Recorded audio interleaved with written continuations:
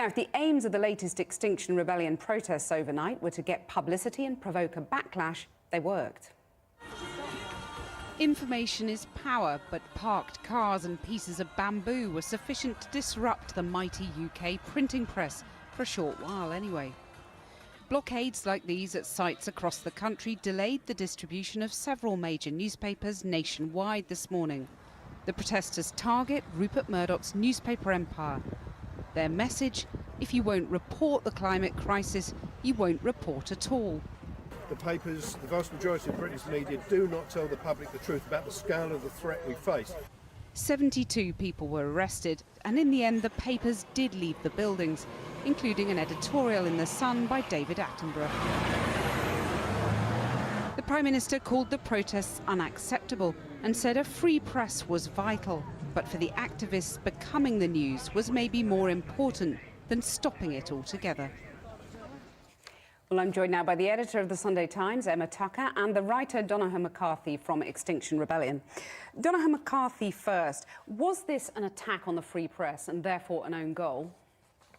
Well, if we had a free press, that would be the question. How can you actually describe Britain's press as free when 5 people living in tax havens can actually buy our press and actually then dictate what happens in our democracy? Well, Let me ask Emma Tucker to respond to that point then. We don't have a free press in this country, Emma Tucker.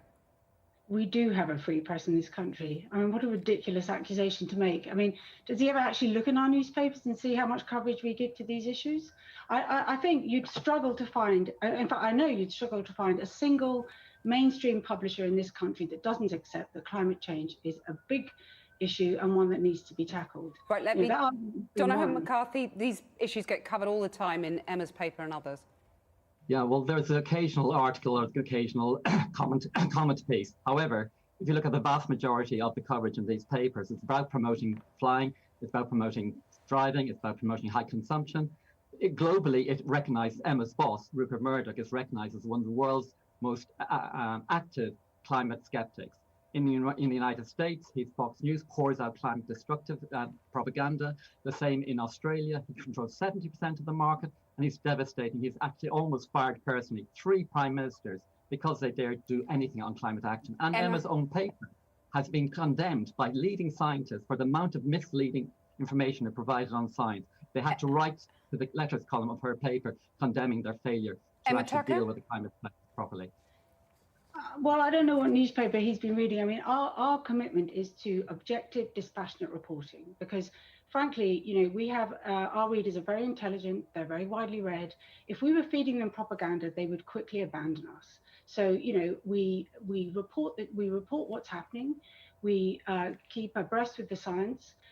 We don't seek to sort of peddle propaganda because, as I say, our readers would have nothing to do with us if we did.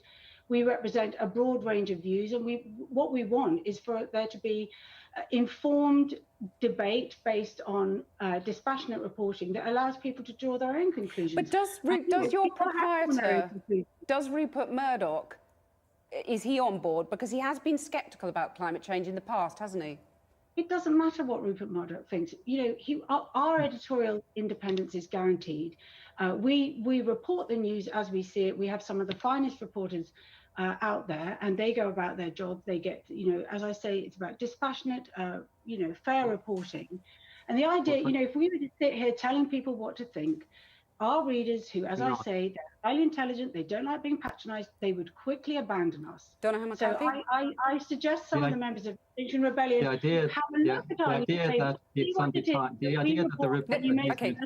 let him answer that point. The idea that the Murdoch empire is not anti-climate action is a joke. Look at the Sun. It pours out propaganda pro-fracking. It's been attacking fossil fuel duties for 10 years, which has led to £110 billion of tax cuts for fossil fuels. It's promoting and supporting new coal fields, oil fields and gas fields. Donohoe, may I just interject that it had an opinion piece from David Attenborough in the issue of The Sun that your protesters blocked from getting out. Exactly, and what I'm actually saying is if you have one article by an environmentalist every week or 2 months, that doesn't mean that the full thrust of the media in Britain is pro high fossil fuels and is attacking climate action. What we in Extinction Rebellion are saying is we want our media to be balanced and fair and actually reflect the public opinion in this country. And at the moment, her paper and most of the papers in Britain are promoting flights, driving, meat consumption. We can't do that. The United Nations say we're in an existential crisis. Britain is facing an existential crisis. And her paper and the other papers in Britain are, I would say, Chamberlain. They're like Chamberlain in the Second World War, saying we don't have to take action now, we'll do it by 2050. What we need is a Churchillian reaction to respond to the level of crisis that the UN says we're in. Emma Tucker, you're not responding to the urgency. Well, I mean, the newspaper that we weren't able to deliver today, the Times, the Saturday Times, I think you said you accused us of promoting meat eating. Well, the banner puff on this paper that wasn't able to reach the shops was all about embracing a vegan diet. So, you know, we represent a wide range of opinions, but our view is, you know, you take people with you. And frankly, the tactics that are being adopted by Extinction Rebellion, I think there was a lot of sympathy for Extinction Rebellion a couple of years ago when they first started protesting. But, you know, the kind of action they took last night, illegal demonstrations that stopped people being able to, you know, free to buy their own paper in the morning, frankly, led to a lot more carbon.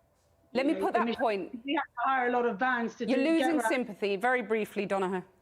What we're here is not to actually win popularity contests. What we are here is to actually wake up the British people and the media, the complacency in our media and political establishment to the level of the depth of crisis. The public actually looks, 2/3 of the public wants the recovery from the recovery to be green. And what's happening is the government is spending hundreds of billions of pounds into the old economy. That's not what the public wants. I'm really sorry to interrupt, but we're going to have to finish there. We've run out of time. Donoghue McCarthy and Emma Tucker, thank you both very much for joining me.